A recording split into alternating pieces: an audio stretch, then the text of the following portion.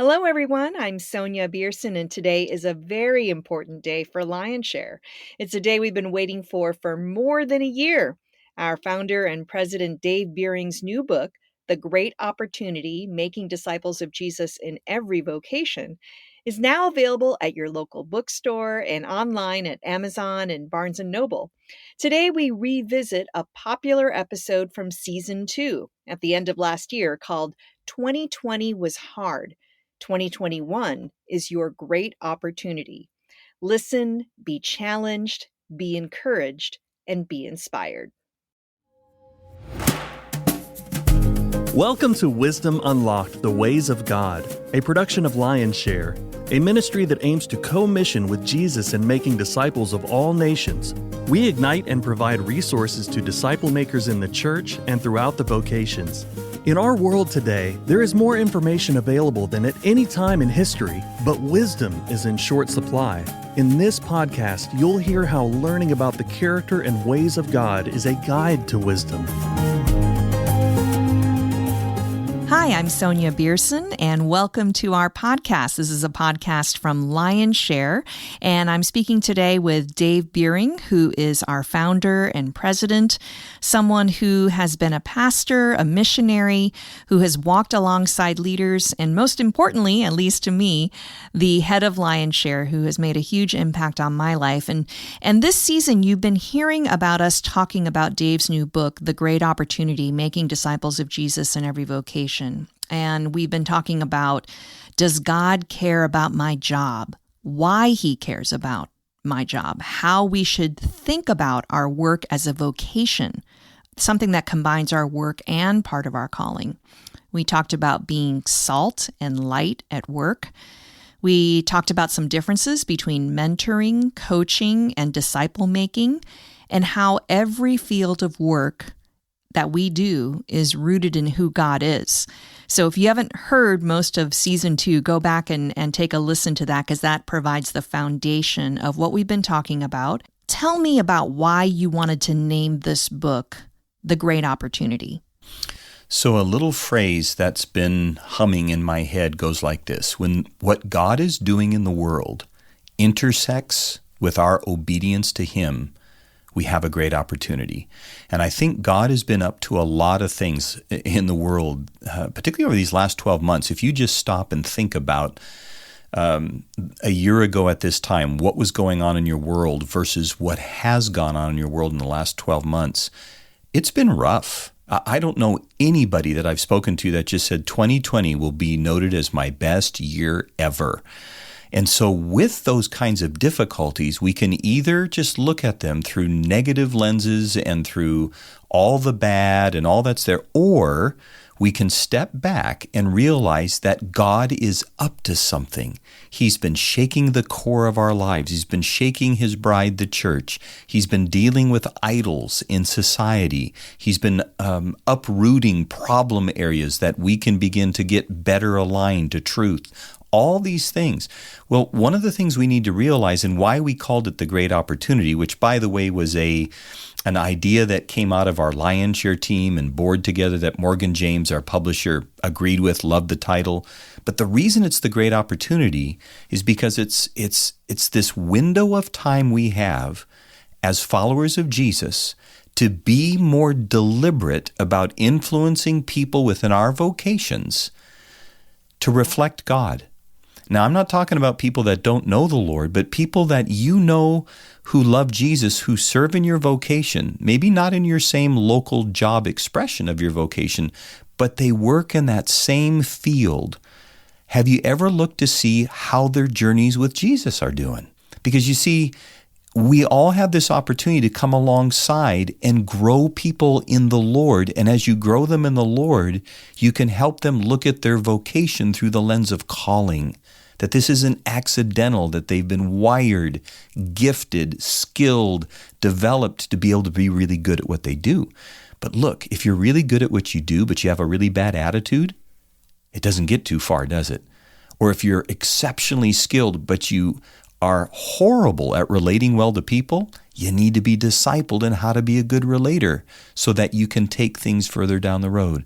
So for me, Sonia, with all that's going on, I've dealt with sadness with walking with people in this season of time and all the different challenges we've had. But I got to tell you, I feel like we have a window that's a very unique opportunity in time right now that we need to take advantage to be more deliberate in our disciple making, particularly in our vocations. So many things have been said about the year 2020. We can talk about all the things that went wrong, all the things that we've had to grieve, all the things that we missed out on, all the things we couldn't do, and the struggle of juggling so many things, particularly if you have kids at home who are doing distance learning, not being able to take part in the life and community of your church. The list goes on and on. Yeah. The polarization and the frustration of politics and not feeling like any of that is resolved.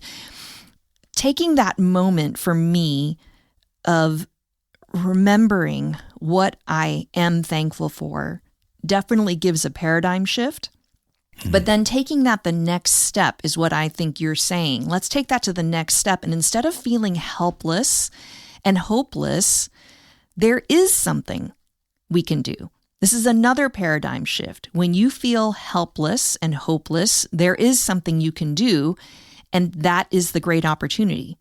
Now, let me ask you this, Dave. What are the excuses you hear from people who say, making disciples of Jesus in every vocation? I can't do that. I'm not Jesus. I don't want to act like I have all the answers. I don't know how to. Why would anyone listen to me? I don't have enough time. Right? Stop talking to me about making disciple makers. We had an episode on that. But what are the excuses you hear for not doing this? Yeah. I hear things like time, and I get that. I wrestle with that too, and I'm trying to continue to manage my time really well and base it out of kingdom values. See, that's one of the things I think we can miss is we just let time really be the overlord of our lives rather than being able to say, hey, time's here to serve me. And so what am I going to do with it? Like, for example, and again, in the things that Sonia and I are sharing, we're just sharing heart and we're just sharing ideas and thoughts. We don't want anybody to feel condemned or I didn't do it or I screwed up. That's not the spirit of this at all. It's just to sow some seeds of what you can do moving forward. Okay, so just let go what you did or didn't do in the past, but moving forward. But for example, one of the opportunities that many parents had during this pandemic is to spend more time with their kids. And so was that viewed initially as, oh my gosh, I just don't have time. How am I going to, or was there a pause in realizing, okay, Lord, thank you that you're giving me more time. And I know it's not going to be a forever. So what can I invest of the things of God in them during this time? Because this window is going to lift at some point. But did you take advantage of the opportunity? And if you didn't, up to this point, let it go. But say, what can I do between now and when things maybe return to, quote, normal? All right. I hear excuses not only of time, but I hear excuses of, like you just said, well, I don't know what to do. There's a great organization I know. It's called Lionshare. We can help you learn how to do this. And it's not meant to be hard. You might say, well, isn't that job for a pastor, somebody that's more spiritually qualified? Look, all you got to do is be a step ahead to be a disciple maker. Okay? So think about it. The disciples of Jesus who spent 3 years with him, they had never discipled before, but they were one step ahead. And so when they all of a sudden had new people coming to Jesus, Jesus encouraged them, go for it, make disciples. And I want to encourage you to do the same. That's another excuse that we have is I don't have the time. I don't know what to do. And if you don't have all the answers, can I just say this to you? Join the club. Neither do I. And sometimes when someone asks me something, I will just say, you know what? I don't really know. But I promise you between now and we're together next time, I will think about that. I'll do some homework on it. I'll get some counsel on it. I'll pray about it. I'll have something for you then. So don't let that take you out. All right. If you love Jesus and you're willing to obey what it means to be not only a disciple, but to become a disciple maker, He will empower you. He will equip you. And there's organizations like Lionshare around that can give you a hand. And I think this time where we are going small instead of going big, meaning corporate worship, this is also a great opportunity to start working one-on-one, living life one-on-two, kind of even the small group idea. This is a time for that to be raised up as a priority.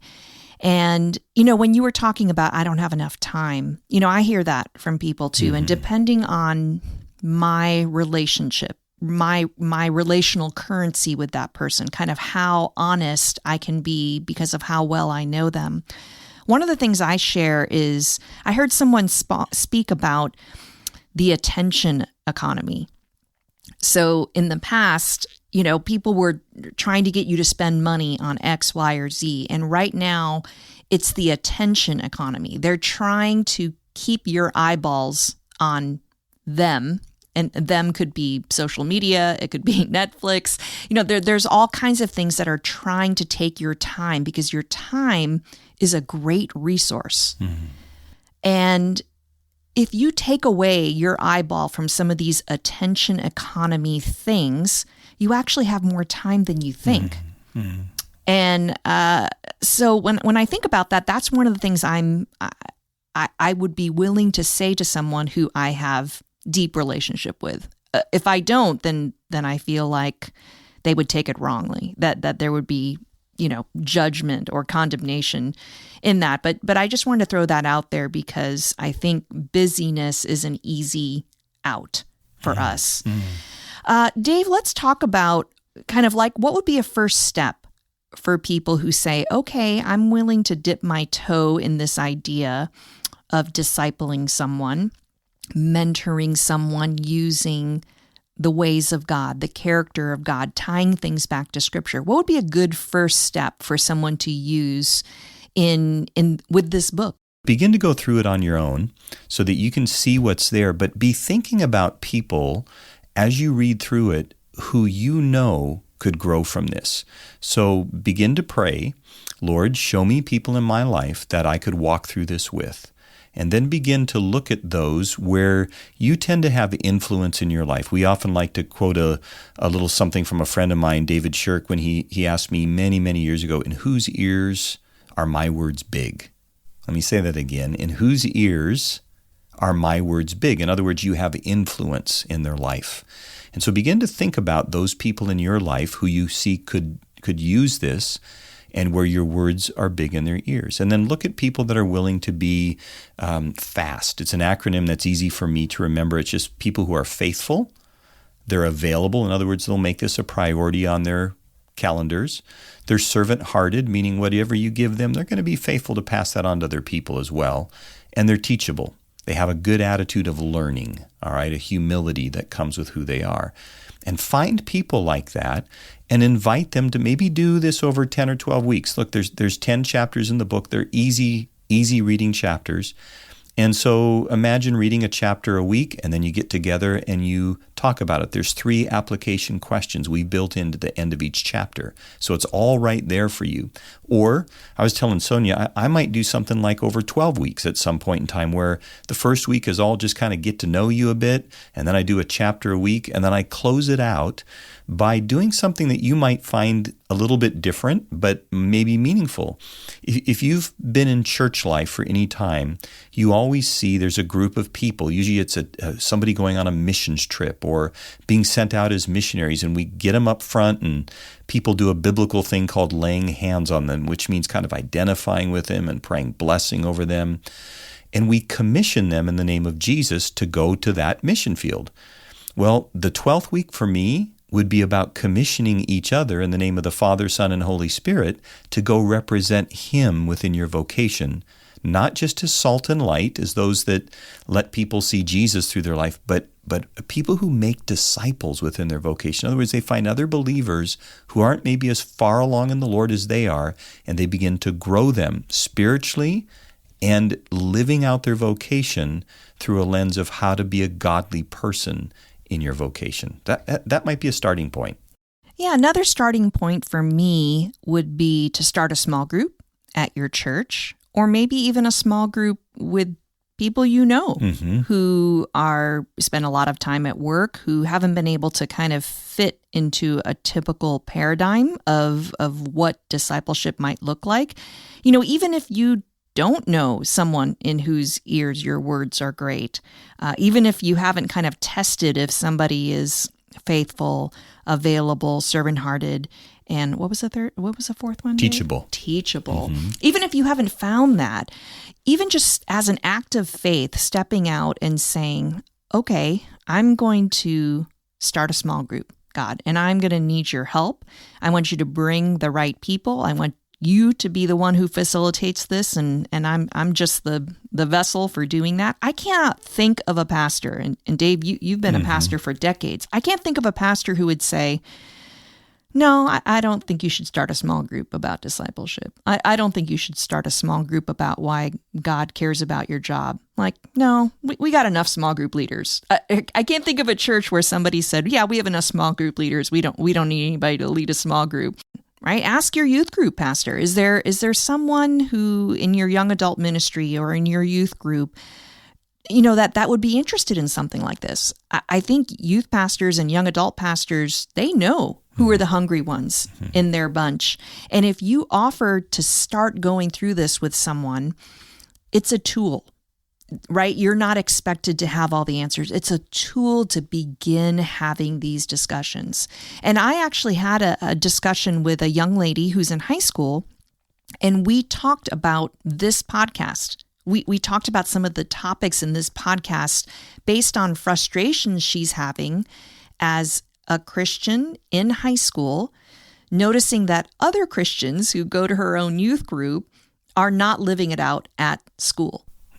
And sometimes that just kind of not just disappoints her and frustrates her, but it kind of makes her say, well, you know, is this true? Why am I even a part of this if it doesn't really work out in people's lives? Why do I feel so attacked? Because I don't hold some of the same views as other people. And so I said, hey, you know what? Go back and listen to this podcast episode, not just because I hosted it, but go back and listen to it. And then let's have a discussion about this. What would that look like in your life if you demonstrated humility? What would it look like in your life if you actively guarded your heart? And that's not even a book club. That's a podcast club. Maybe we should plug that. It's a podcast club. There is a hunger out there, and it doesn't have to be super formal.